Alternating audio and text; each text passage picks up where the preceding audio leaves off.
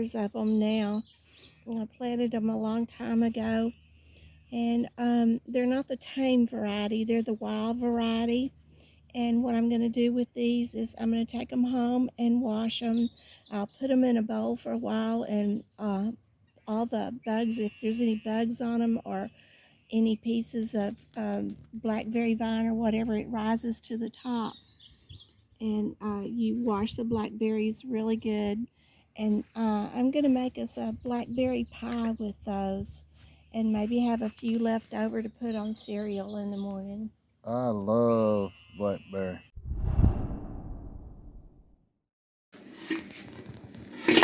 There's our blackberry. Cobbler. There's our blackberry cobbler in the oven.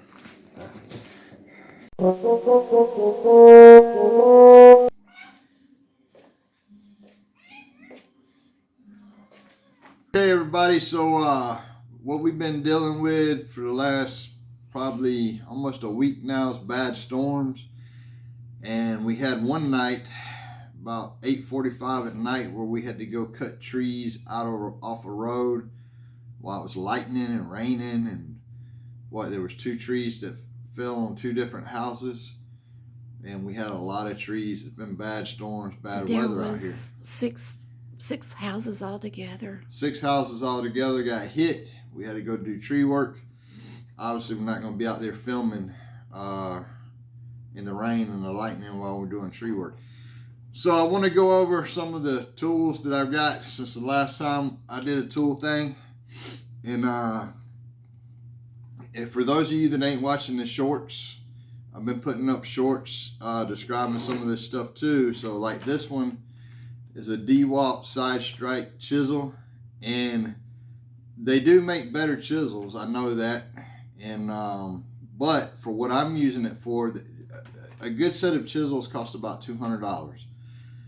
So, and that's for like a 4-pack. So this one right here was $18 for one, and it kind of solves a couple of problems for me because it's a side strike. So you can lay it like this and get a wider cut, or you can go in and get a finer cut. But it's not like for building fine furniture or anything fine work out of wood. It's for rough working on a job site. Like what I'm going to use it for is framing a home that we're building. So I'm going to use it to create joints for a home, and that's going to work perfectly for me. $18 DeWalt. DeWalt makes great hand tools. Another tool I got was the DeWalt nut drivers extended. Now I've been looking for a nut driver set that's insulated for electrical work, because we've been running into problems where people have plugs that they want changed out. Recently we dealt with a plug issue where the wiring had all burnt out, and it's just easier because they have a nut on one side and a screw on one side. It's just easier to grab that nut driver and back it out than it is to turn around and fiddle with like a flathead or Phillips or whatever you got to do to get the screw out. So I've been looking for them, can't find them. Lowe's don't have them. Harbor Freight don't have the insulated ones. Home Depot don't have them. So I'm probably going to have to order them. But this nut driver set I'll be using for non-electrical uses. It's a 3-pack. I don't know what I paid for them. Oh yeah, I do. They're regular $17. They were on sale for $12 and some change.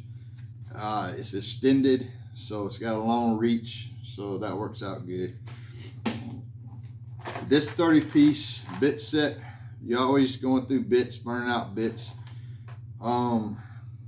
These are driver bits, actually. They're not drill bits, they're driver bits. And it has nut drivers in there as well, the short ones. I don't know what these cost, but it was a half to have. So, yeah, half to have. And then these right here, the Icon long reach pliers. These are 11 inches, and these are good for automotive work specifically. Not just automotive work. Here, hold on. Your fingers actually in the way. I didn't know this is not just good for just automotive work. This is actually good for appliances. So when we do commercial washing machines and dryers, it's kind of hard to get like into the mechanisms, and you can take this and get in there really easy. But what I'm going to use this for, besides commercial washers and dryers, is automotive reaching clamps that's hard to reach. You can't get your arm in there, and you can't get a smaller needle nose in there. So this is perfect for removing like hose clamps and other clamps. Now this is going to come in real handy. This is the Irwin speed bore, but it's a spay bit set. So what I liked about this one is it does go over the 1 inch. You got the 1 inch and 1/4 here. I'll be using this in the construction too, to create holes for electrical and plumbing in some of the framing that we're going to be doing. So obviously we haven't started that project yet. So when we start that project, this will be open and we will be using that. Now, I don't know if y'all have an Ollie's next to y'all or near where you live, wherever y'all watching this at, but Ollie's have great prices, not just on tools and other stuff, but toys, collectible toys, action figures. So, but, so like a standard action figure that may cost like 20 bucks at like Walmart or Target or something like that, you can get for 11 or 12 bucks or sometimes $8.99 at Ollie's, and some of them are like made long ago. So I recently found a G.I. Joe set. I bought 3 Destros, Snake Eyes, and the lady, I forget the lady's name, but they had no Cobra Commander. But anyway, Ollie's also carries nails. So this is only $2, $1.99 for this pack of deck nails. That's a good deal, because if you go price these at Home Depot or Lowe's, it says the price on here is supposed to be $6.99, but at Home Depot or Lowe's, they're way more. They're like closer to 10 bucks. So another thing that I got, because we've been getting night calls to go do maintenance work, you might want to close your eyes there because I'm gonna cut this on. So this is a Cobalt headlamp that comes in real handy. You see how bright it is? Oh, good God. My eyes were closed and it's still... It's got different settings, and I really like it. It works for me. That could be a weapon. And, you know, it does have the tilt on there, so you can tilt it down, which comes in handy. I've had to use that function before. But you wear it on your head, and the fact that it does give you... Close your eyes again. The fact that you push this button right here and it does go bright, really bright. At night it lights up. Then you got the lesser light there, and then you got this one and that one. So it's got different modes. I really like it. It came in handy for us for sure. Now Barbara has recently been picking blackberries at the farm, and made a blackberry cobbler last night. We've got about 5 acres of wild blackberries there, and they're ripe right now. Nice and juicy and black. Yeah, and they're really good. That blackberry cobbler is really good. I did a short on that from, it's called From Blackberry Cobbler From Farm to Oven. We're about to introduce some thornless tame blackberries out there, because I love blackberries and he loves blackberries, but the thorns just really hurt. Yeah, so you can do the thornless ones. But anyway, so we got a project going on. We're looking at another property. We also got a building we're getting ready to build, chicken coop, because we have chickens. We're building a bigger chicken coop. So we got a lot on our plate right now that's just farm stuff and our personal stuff. The other work that we do right now has been taking a lot of our time because of the storms.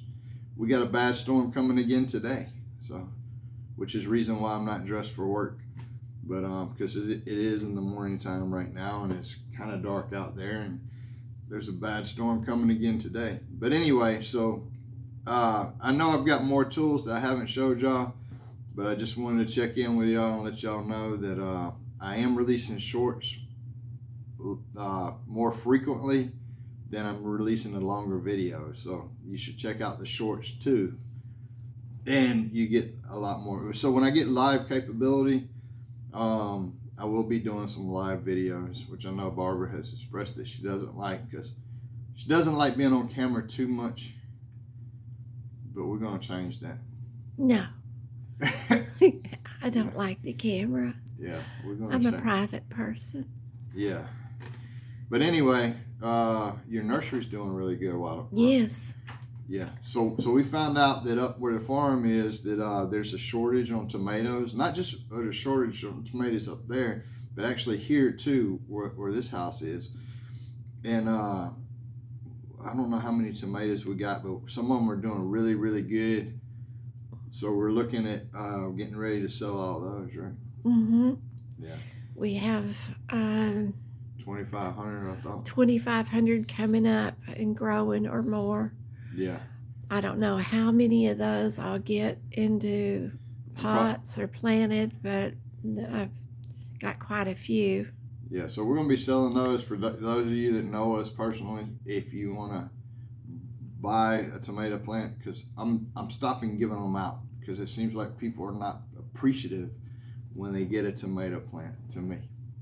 I also am going to have red, green, yellow, bell peppers plants. Yeah. And Barbara has a habit of giving them away, but I think the last person you gave them away to, I don't know, I didn't like the attitude kind of on that. And so we're selling them, and we probably got if we have 2,500 tomatoes, we probably got 100,000 blackberries. We were asked to sell them in the small town where our farm is, because they've run out, and they want us to sell some there.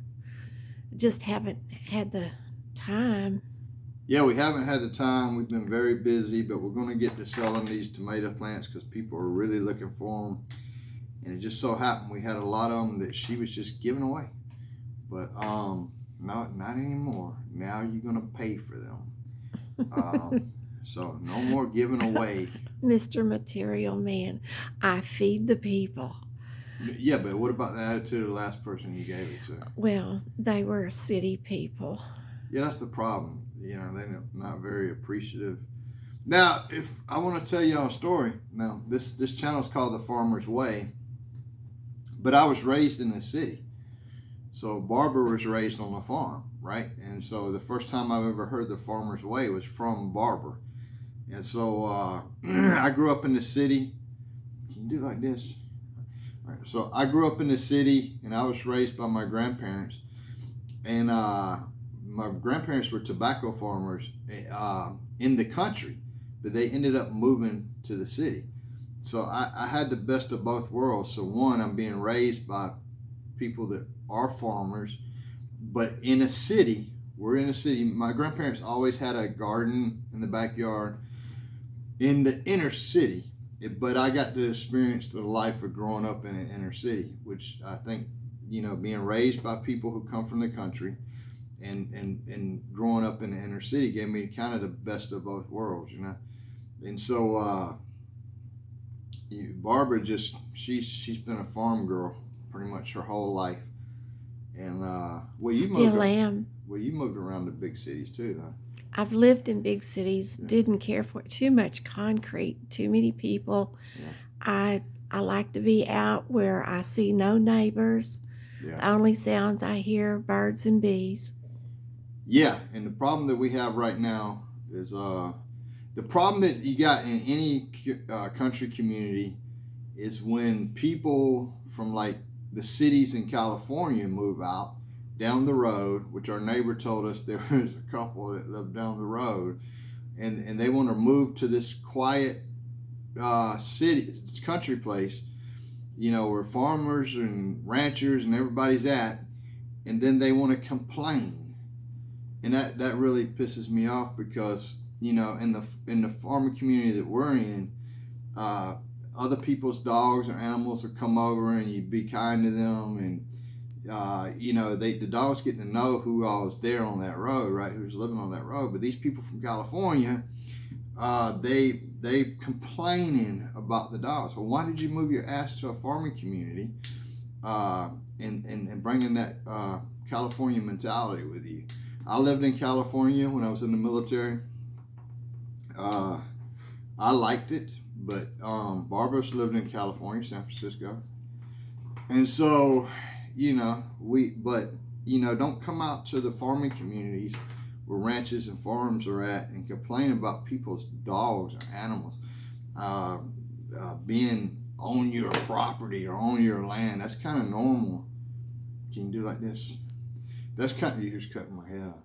That's kind of normal in the farming community, right? Where everybody's polite and Yeah, everybody, all our neighbors around kind of take care of each other. If there's a storm or anything going on, or if one of us is going to the store, because the store is round trip an hour, the grocery store. So we try to check on each other, and if one of us needs something and they're going to the store that day, they get it. Yeah. But then you get people from California that move out there and they want to change everything, and that's not going to happen. Maybe they should just move their ass out of the area, And so one of the things that's bad too is you got a developer coming out there and developing a lot of the land, which is one reason why we were looking at another property. Developers are wild. Yeah, I'm not going to put that in there. So anyway, developers coming out there, and there's a plus and minus to it, right? So now we're looking at another property that's further away from the grocery store. But the plus side of it is it does raise the land value of the farm if we ever wanted to sell it, and we don't.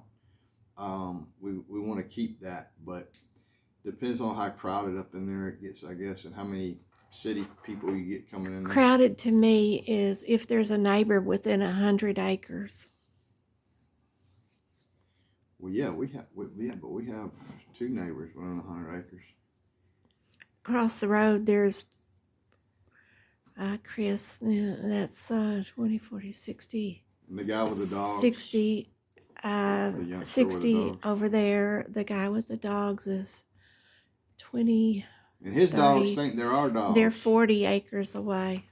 His dogs have actually preferred to be on our farm than with him. Yeah. So I would say, the neighbors are far away, but people do stop and say hello or whatever. And the closest one is 40 acres away. The closest one is 40 acres away, which is good.